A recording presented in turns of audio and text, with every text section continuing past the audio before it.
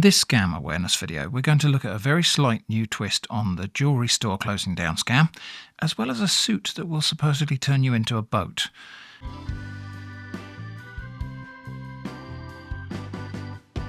But first, a quick look at a gallery of phishing spams from one of my mailboxes. These spam emails seem to come in flurries, and I'm in the middle of one of them right now. The spam filter on this mailbox is doing a great job of keeping them out of the inbox, so I did have to go looking for them for this video.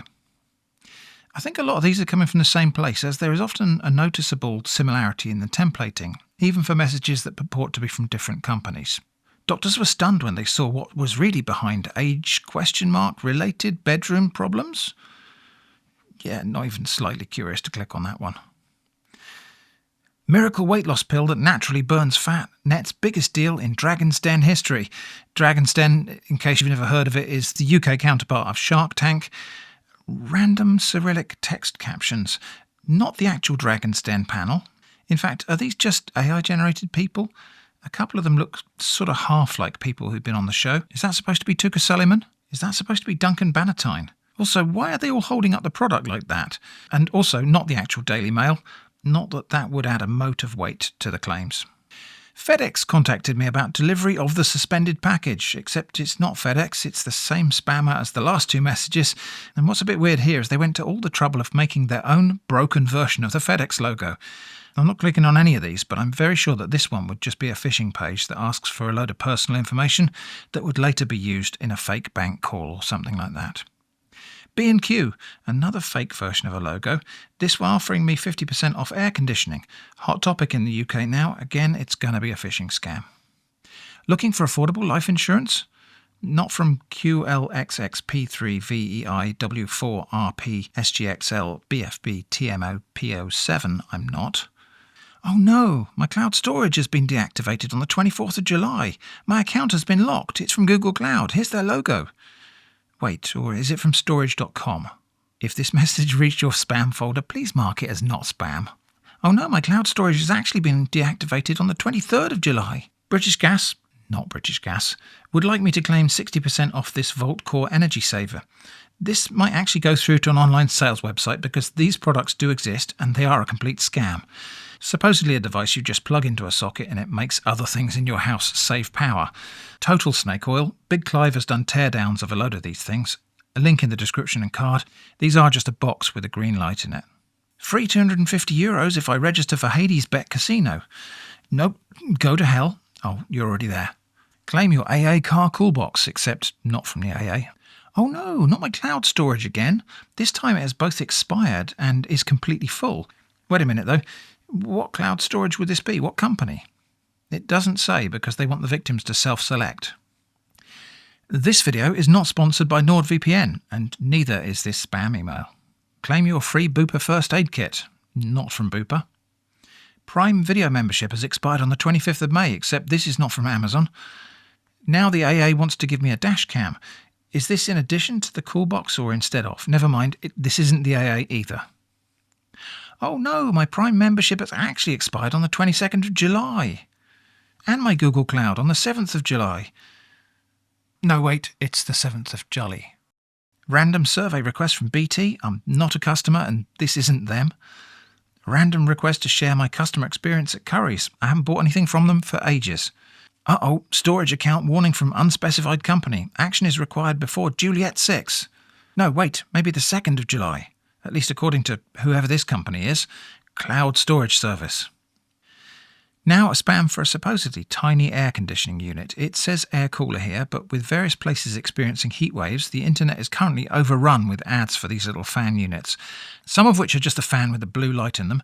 Some of them are evaporative coolers known as swamp coolers, which do kind of work but nowhere near as effective as the claims often made about them.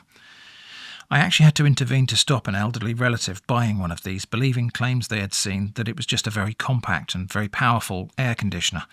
For the record, standalone aircon units don't get much smaller than about the size of a carry-on suitcase, and proper air conditioners have to have a vent to exhaust the heat they're removing. There is no such thing as a machine that just manufactures cold, because cold isn't a thing in its own right like heat is. Air conditioners are heat pumps, and they make things cold by pumping the heat away and getting rid of it.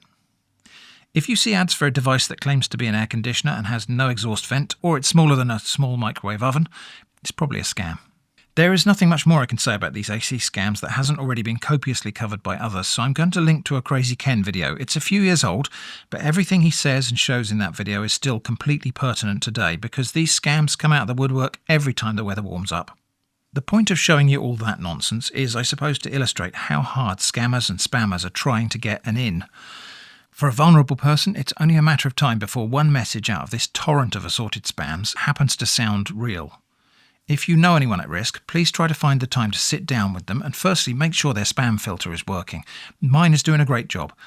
And make sure they're primed to automatically distrust anything they see in the spam folder, no matter how coincidentally real it may sound.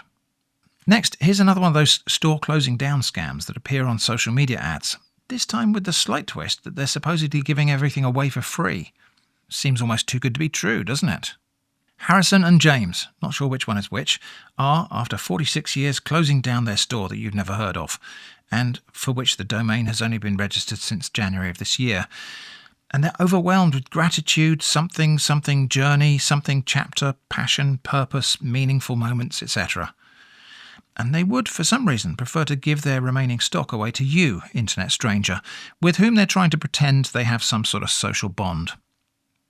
As usual, their product range has lovely pictures and includes our old friend Ocean's Oath, which, like so many scammers before them, they claim to have individually handcrafted. What you get if you order this is the cheapest of plastic costume jewellery, drop-shipped from somewhere like this.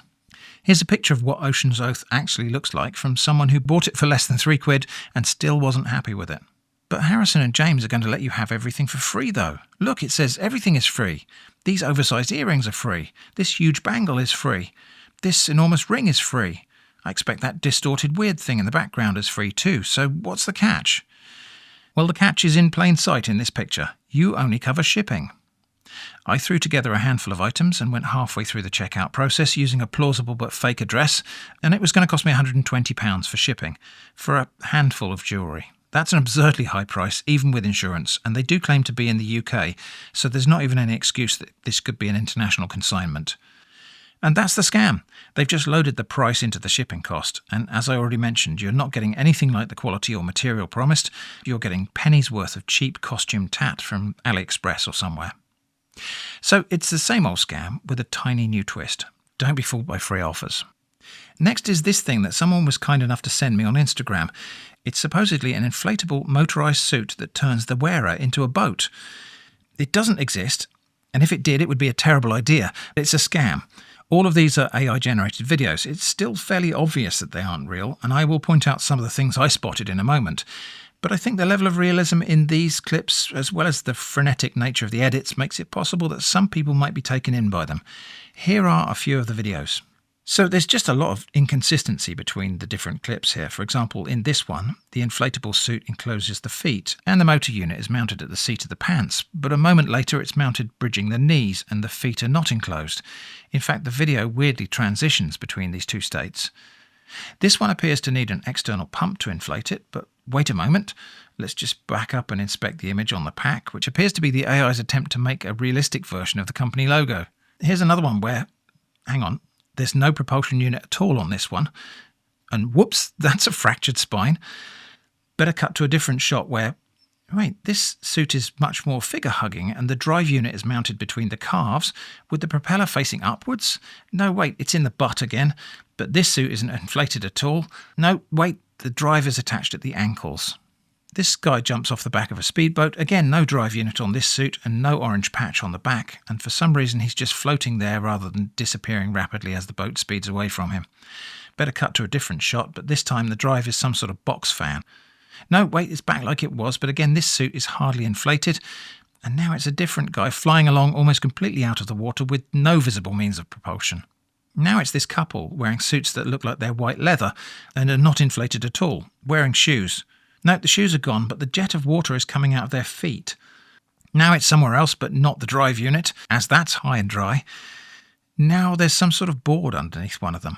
Now it's a much thinner inflatable suit that's transparent. Wait, no, it's opaque. And off this guy runs with no propulsion unit and no orange rectangle on the back. And that's how AI thinks diving works. Now there's a weird propulsion jet built into the butt, but you have to get your pelvis widened for that one. And there's suddenly a black zip seal on the back, but now it seems like the whole suit is constrained or fixed together like a boat. And so it goes on. Inconsistency about all of the details, which is a classic problem with AI-generated footage. This one has an inflation port on the front left. Whoops, there's another fractured spine. Now the propulsion unit thing is crotch-mounted and the inflation port is on the rear left. So, this product doesn't exist. You'll find lots of people saying they tried one, but all of those links just go to more AI-generated nonsense clips. This product can't exist, at least not in the form depicted, and here's why. If you put a person inside an inflatable enclosure, leaving their head out in the open, and you somehow manage to seal the neck, hands and ankles, and you inflate that enclosure with enough pressure to make it perform as a rigid inflatable speedboat, the pressure on the abdomen and thorax of the person inside will be sufficient to force them to exhale, and it will make it impossible for them to inhale. Now, I know inflatable suits exist, including things like these inflatable sumo wrestler suits, but the inflation pressure on these is very, very low, and only sufficient to keep a very light fabric sort of inflated, and only just above atmospheric pressure. If you jumped into the water wearing one of those, it would immediately deflate, and probably would be quite dangerous. In order to float in water, and especially to resist collapse when functioning as a speedboat, you would need pressure somewhere between that of an inflatable dinghy and a rigid inflatable boat. Somewhere around 2 to 3 psi above ambient pressure, which, if your chest is inside the thing and your mouth is outside, is enough pressure to make it impossible for you to breathe. Think of how an iron lung works, and by the way, the working pressures in an iron lung would be much lower than necessary here. And that's quite apart from the risks that would exist from driving a human body head first at speedboat speeds. Now, nitpickers might try to argue that there must be some sort of inflatable double-walled outer shell and the body of the user is not pressurized inside, but clearly that isn't what is depicted here, and if that did exist, it would be impossible to walk about in it. None of that really matters, however, because this product doesn't exist. The website linked by these ads doesn't have a single genuine photo or video clip of the product. If the product existed, why isn't there a photo of the real thing? Oh, it's because this product's still in development. Oh, well, if that's the case, how are there glowing reviews from people who supposedly bought one and are delighted? Notice here that they're priming people to expect to wait for supply. So, what would you get if you buy this? Well, I'm not going to test that because I think it's unnecessary. You shouldn't waste your money on this obvious scam, and neither will I. If you buy this, most probably you get nothing at all. The website in various places primes people to expect to have to wait for supply. The product doesn't exist, they just take your money and run. Some customers probably forget all about it and never even try to get a refund. Others might realise they've been scammed and do a chargeback via their bank or credit card company. But by that time, that refund probably isn't coming out of the scammer's account because they've run off with the takings. For me, all of the fake video makes this an obvious scam. But I'm not particularly excited about the product. I've no desire to be a speedboat. Excitement and desire for the product can make people act impulsively and ignore their better judgment. Lots of people appear to be commenting with that sort of impulsive excitement, although how many of these comments are from real humans versus bots is anybody's guess. And some people looking at this might be people who just rely too heavily on delegated thinking. If you take Google's AI summary at face value, it just seems to reassure you that this is a real product. And that's because the scammers have created enough web and social media content to feed it that impression. These AI tools often just tell you what you want to hear. Allow me to illustrate that by asking Google's AI, is FloatBro a scam? And all of a sudden it appears to know it's a scam. I wish it were possible for me to distill down some clear, lasting set of instructions that people could just follow step by step to determine whether something is a scam, but that's impossible because scams are always changing. In this case, even if you are not able to recognize that the video is AI generated, the inconsistency of the product appearance should be enough. But maybe some future iteration of AI video generation will fix that, and you have to be looking for these problems, and humans are just really bad at looking. It's not stupidity. I get a lot of people commenting to say only stupid people would fall for this and they deserve it. That's not helpful, and such statements are often more about the vanity and ego of the person saying it. We humans are pretty terrible at seeing what's right in front of us. It's the reason magic tricks and optical illusions work. It's the reason we can spend 10 minutes looking for our phone or keys when they're already in our hand. Our perceptual system actually relies on throwing away or ignoring the majority of incoming sense data because it would just be overwhelming if it didn't. We're not predisposed to detect scams, especially when those scams are specifically designed to exploit our perceptual and mental vulnerabilities.